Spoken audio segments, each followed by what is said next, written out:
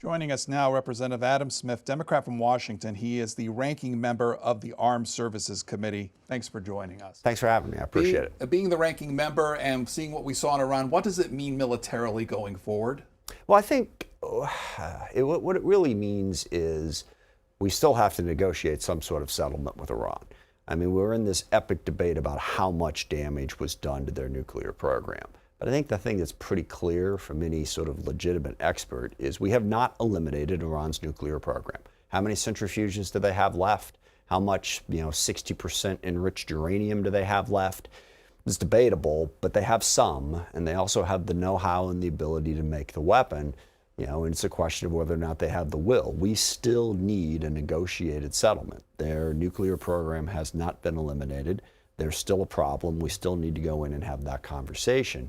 And, I know President Trump yesterday had said, we're all good, don't need it. And then later in the day, he said, well, maybe we'll keep talking to them. We have to keep talking to them because their nuclear program is still a problem.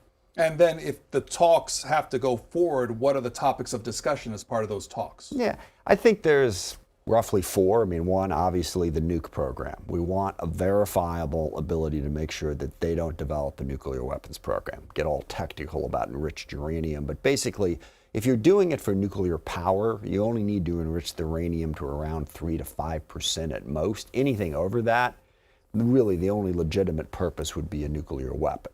So how do we make sure they don't go over that amount? Obviously, the safest way is to not let them enrich at all, or in some cases, deals have been made for countries that want to develop nuclear power with it's enriched at a different country and then brought in.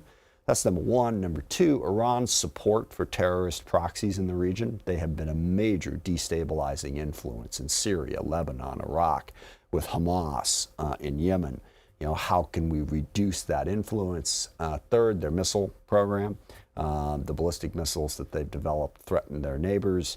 And then fourth, from Iran's perspective, sanctions, economic relief. Now, all of those things are not, easily resolved, but those are the four things that are part of this negotiation.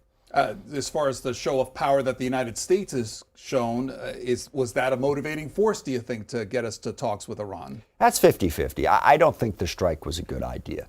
I don't think committing an act of war against a sovereign nation without legal justification is a good idea in general. But if you're going to do it, there better be a huge benefit. And of course, that's why Trump and Hegseth are running around blathering about how their nuclear program has been completely obliterated, even though anyone will tell you that is not the case. So I don't think we got a lot for it. Now, the debate on how it affects the negotiation, I'm kind of 50-50 on. On the one hand, you could say, yes, Iran is now knocked back on their heels. They're fearful. They're going to be more likely to come to the table. Because of that, frankly, that was caused a heck of a lot more by what Israel has done, which I support. Israel, was directly threatened by Iran. It was clearly an imminent threat to Israel. So Israel attacking their missile sites and everything, they had been already attacked by Iran. Israel also degraded Hezbollah and Hamas. So that, I think, has had more to do with our bombing campaign. But does our action force Iran to think, we better make a deal because they could hit us again? Or does it make them think, what's the point in negotiating? They're just going to bomb us. I'm 50-50 on that. It's really hard to say. 202-748-8001 for Republicans, 202-748-8000 for Democrats, Independents, 202-748-8002. We can take your text at 202-748-8003. Apologies for interrupting you. Not a problem. I want to show you a little bit from the Defense Secretary just a little while ago, what he said about... Do I have to? I want you to respond to what he says about information. I watched it once. Well, then we'll show you exactly what he said. That's fine. Go I'm ahead. kidding. What changed in the past 3 days that make you so, Sir, I think I think I explained what changed. There was a great deal of irresponsible reporting based on leaks, preliminary information in low confidence. Again, when someone leaks something, they do it with an agenda. And when you leak a portion of an intelligence assessment, but just a little portion that makes it seem like maybe the strike wasn't effective, then you start a news cycle. Whether it's the Washington Post or Fox News or CNN or MSNBC, you start a news cycle that starts to call into question the efficacy. No, that's why.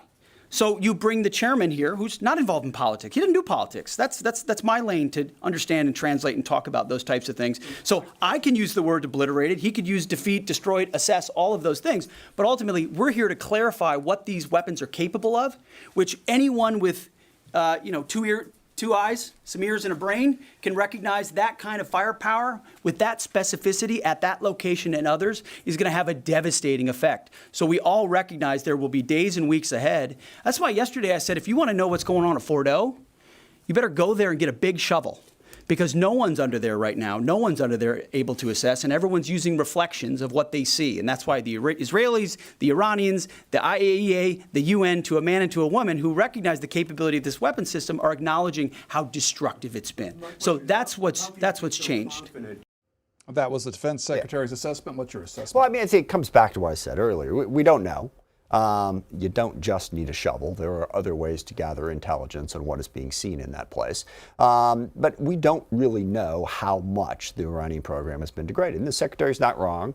DIA report was preliminary, based on some measurements of exactly how far these bombs could go, how far below the surface we knew that the centrifuges were. But again, it's not the only site that Iran had. It's not their only ability to build centrifuges. And crucially, the highly enriched uranium, enriched at 60%, wasn't at Fort O. And they had considerable advance notice of the attack. Isfahan, I think, is the name of the place where the material was, so it could have been moved. So the point is, whatever sort of semantic debate we want to get into over how much the Iranian nuclear program has been degraded, it has not been eliminated. And it's highly irresponsible of both the President and the Secretary of Defense to come out and say it's been obliterated. All gone, all done, we're done here. That is wrong, okay? Or at an absolute minimum, not known.